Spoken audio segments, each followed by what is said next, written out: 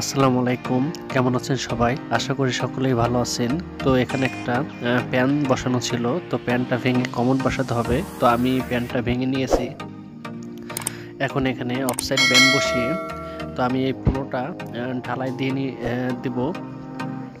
তো আমি অফসাইড ব্যান্ডটা মাপ মতো বসিয়ে নিয়েছি। তো এখন বালি সিমেন্ট খোয়া দিয়ে ঢালাই গুলিয়ে তো পুরোটা ঢালাই দেব। তো আপনারা দেখতে থাকুন ভিডিওটি।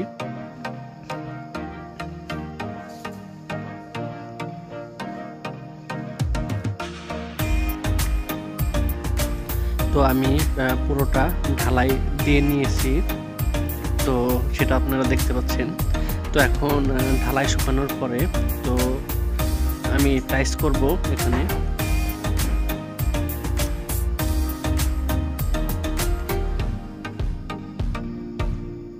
তো পাইপটি মাপ মতো রাখা হয়েছে। তো এখন এখানে টাইস করা হয়ে গেছে। তো টাইসের কালার একটু অন্যরকম, তো সেটা অন্য টাইসের সাথে মিলে নাই।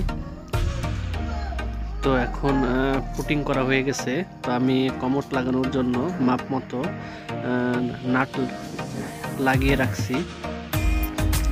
তো কমোডের সাথে কমোডের প্লাসটিও ফিটিং করে ফেলছি। তো এখন কমোডটি বসিয়ে দিচ্ছি এখানে।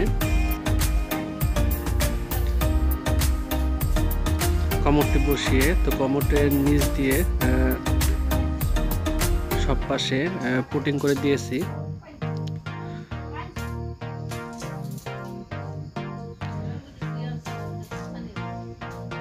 তো আপনাদের যদি ভিডিওটি ভালো লাগে তাহলে অবশ্যই লাইক দিবেন, ভিডিওটি শেয়ার করবেন, আর ভালো লাগলে চ্যানেলটি সাবস্ক্রাইব করবেন।